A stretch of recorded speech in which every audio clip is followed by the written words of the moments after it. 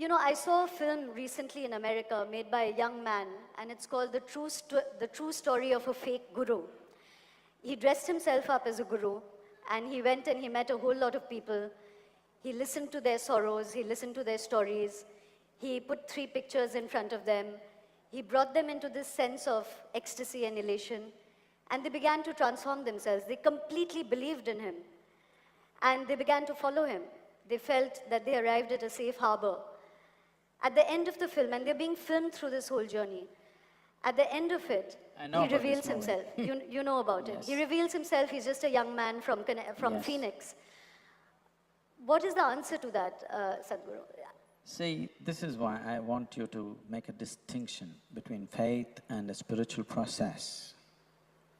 Faith is just a set of beliefs. Spiritual process begins only when you realize that you do not know the fundamentals of your existence. A seeking begins. When a seeking begins and you find your sense organs and your logic only takes you to a certain point and it's not willing to help you beyond that, then when you come to a dead end, you know there is something beyond but you're at a dead end, then you will want to know a process. So then somebody who has experienced it will offer a process. This is all it is. Now, in society, it might have found all kinds of distortions. You're picking up a bad apple and talking about apples. Sadhguru, consumption in this universe, in this earth, is really becoming something unsustainable. What kind of spirituality is it that does not talk about the finite end of consumption? You know, even as a method, even as a process, that is not part of Isha Foundation at all. See, we are always trying to curtail human aspirations, it'll never work. If I tell somebody, don't smoke, don't do this, don't do that, they will not do that. They'll anyway continue to do it or other kinds of compulsions will take them over. But if you teach them a method through which they're able to manage the chemistry of who they are, today there is substantial medical and scientific evidence, it is no more belief system. There is substantial scientific and medical evidence. Today, research has gone into the University of California, has done an enormous research on the simple Shambhavi Mahamudra, the basic practice that we teach. 3 months of practice, the neuronal rejuvenation in your brain is 241% more than the average, okay? There are any number of things like this. Now, the chemical soup that you are, you can either make it very blissful or miserable. So if you are blissful by your own nature, then all the compulsiveness will naturally drop. Whether you're going shopping or you're digging up the planet or you're seeking something else, essentially it is just this. A human being is longing to be. A human being is longing to be something more than what he is right now.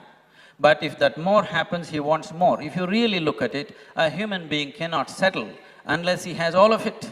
If you want all of it, approaching it through physical means is a hopeless means. The desire is fine, but the method is hopeless. So spiritual process means you have offered him the right method, right process for the same desire.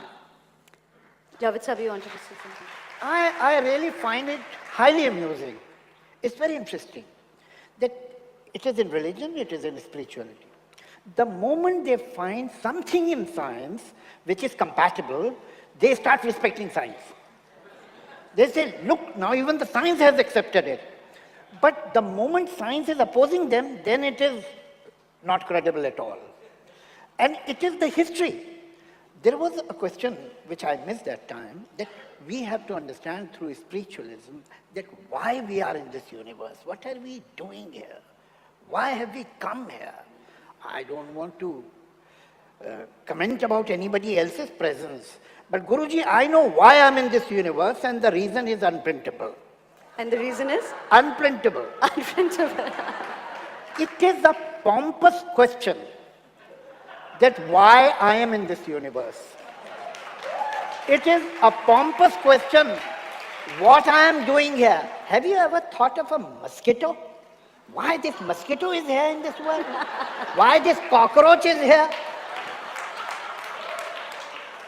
There is, as far as life quality is concerned, there is no difference between a rodent and a human being, between a mosquito and a human being.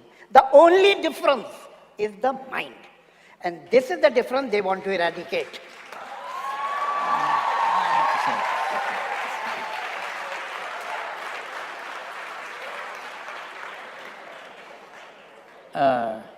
Obviously, this has no relevance to whatever I'm speaking. It looks like it's not even being heard.